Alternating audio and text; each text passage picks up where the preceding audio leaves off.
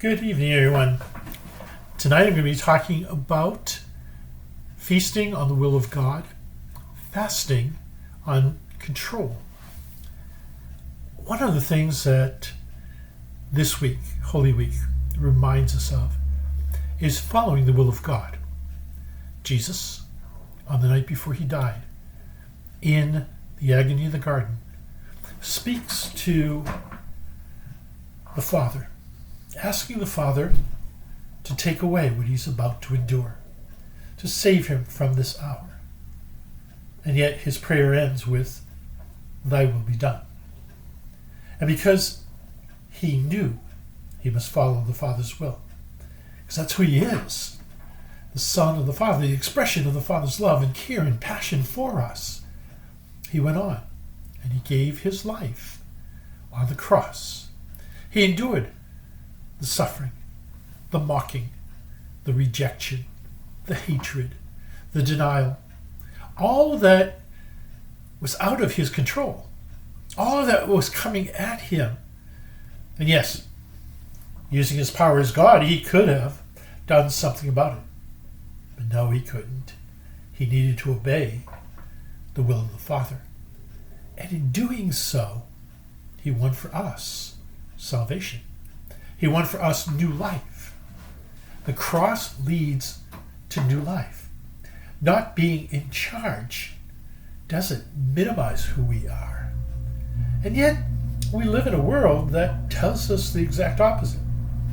That independence, that freedom, that license, that our lives are most important, our judgments are most critical, and that we need to be in control. We need to be people who put ourselves first and foremost, who look out for our own good. Because if we don't look out for it, who's going to? Or so we hear.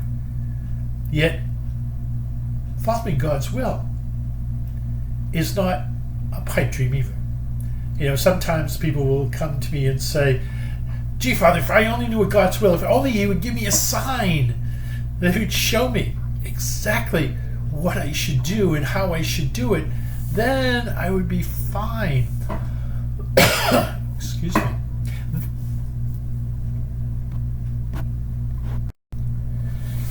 If only I knew how to find out God's will. It's not that complex. It's not that difficult. As a religious, I know what God's will is, or how to find it, more especially. I find it in others. I find it in circumstances. I find it in the realities of knowing who I am and what the church and others ask of me, what God asks of me. That's not a secret. You don't find it in the middle of a fortune cookie or in a Cracker Jack box that suddenly tells you, do this. No. Much more subtle, much more important though. When I first took my vows 44 years ago for the first time, I promised to vow 3 things.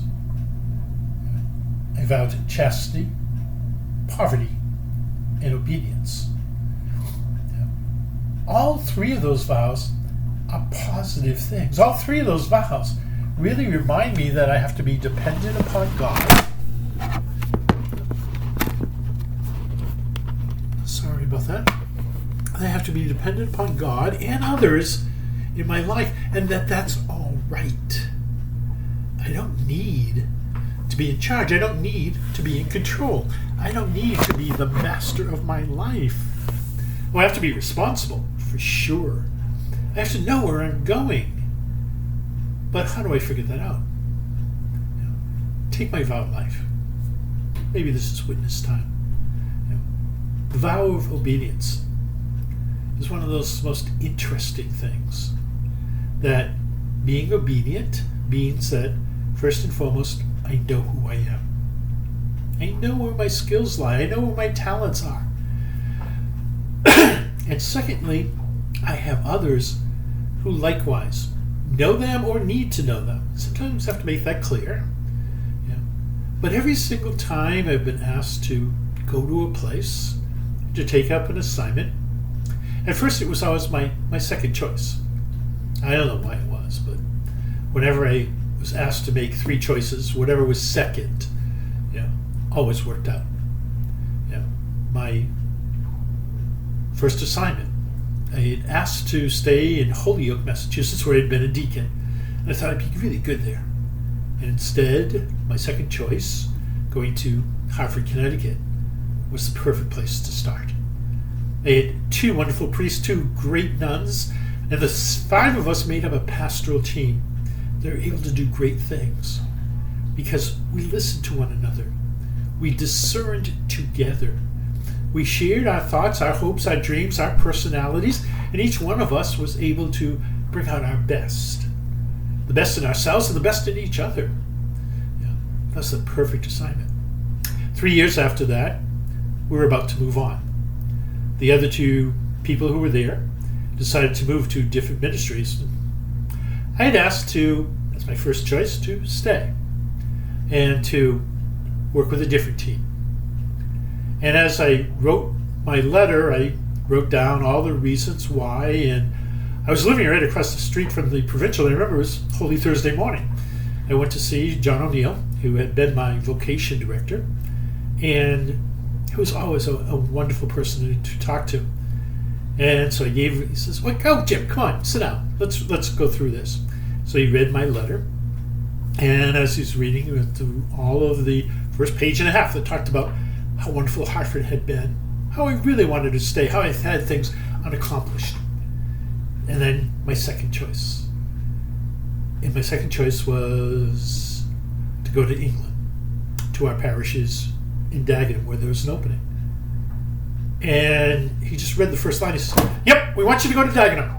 You'll be great there. You'll be wonderful. It'll be the perfect thing for you." And at first I thought, he didn't even finish the letter. But I guess he didn't have to. He had that in mind. I had that in mind. And it worked out wonderfully. I spent 8 wonderful years in England. Sorrows would have been a killer, because the guys I would have worked with, we wouldn't work too well together. We were really different people. And England was there. And it was the most magnificent place. Earlier this year, I snuck back over to see my niece in England, who's now home because of the coronavirus epidemic. She was doing a semester abroad in London.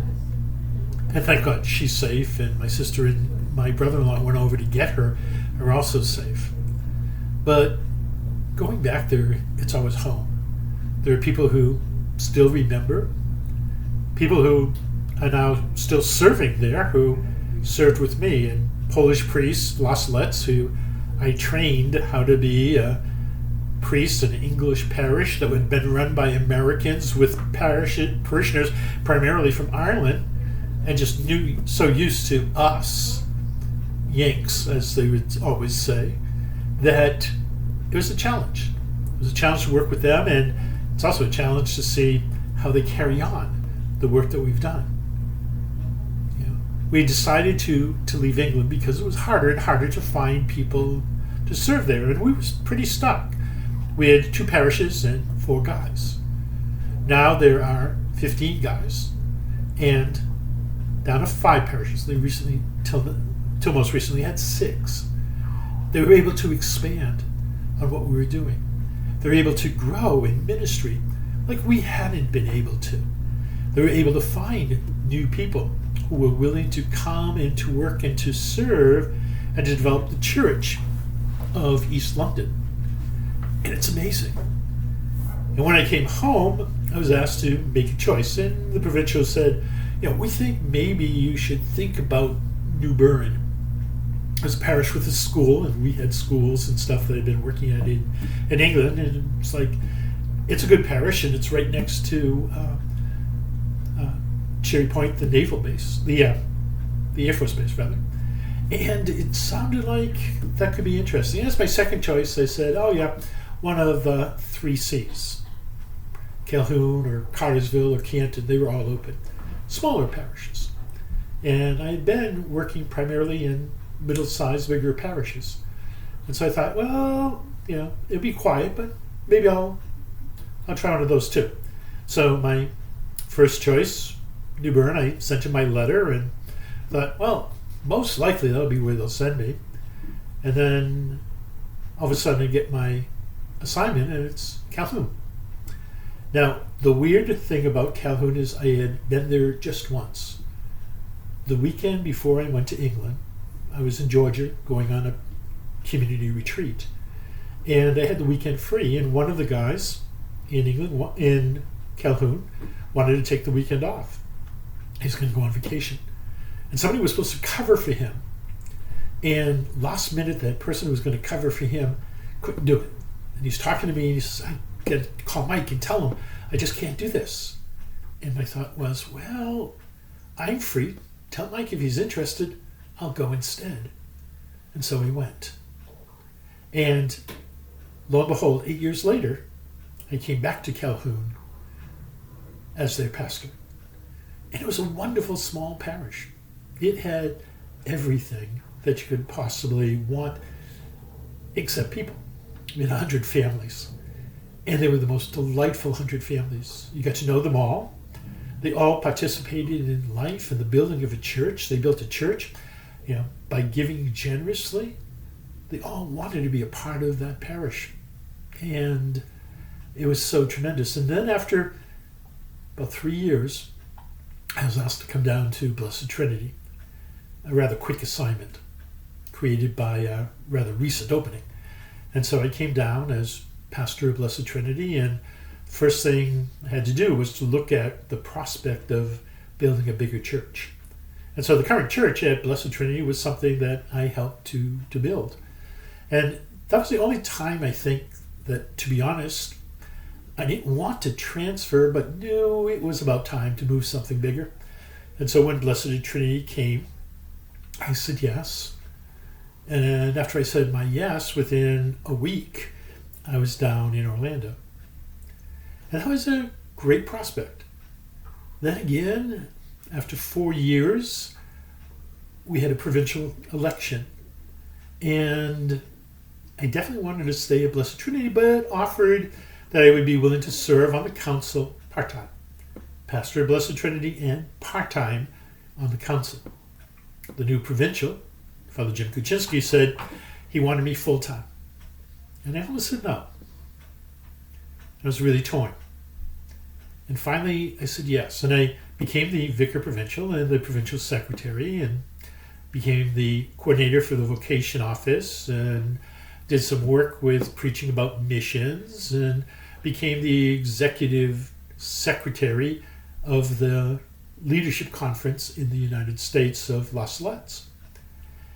And in that position, I was able to help and work and develop a lot of basics for how we became one province.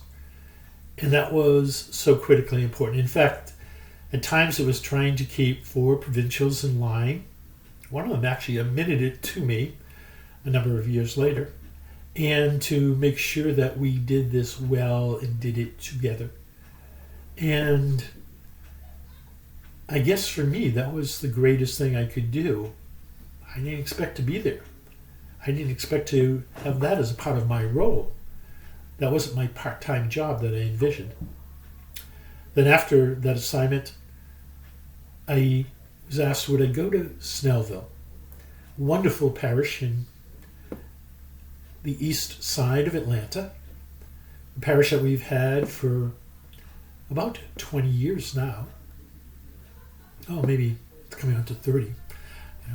And it was a really, really nice parish, growing and developing, a parish that I could do well in, and fed and nurtured by all the people who were there. And then from almost 13 years there, I took on a role as National Director of La Salette Laity, and then finally, I'm here at Good Shepherd. I came to Good Shepherd because it was need. Father Joe O'Neill, who had been pastor here, was sick and needed to move on. I was running a laity program as a cleric, and it was time for me to move on. And discerning God's will helped me to let go let go of my need to control. Speaking of controls, I've reached the 15-minute mark, and so it's time for me to end my talk. I could talk about the other vows and all the rest of my life as well. But I think, the idea of letting go, not having to make big decisions, has made me who I am. The vow of obedience wasn't a restriction, wasn't a limitation. It's something that brought out the best in me. I didn't have to be in control. I could find the will of God through the help of others. Thanks for listening.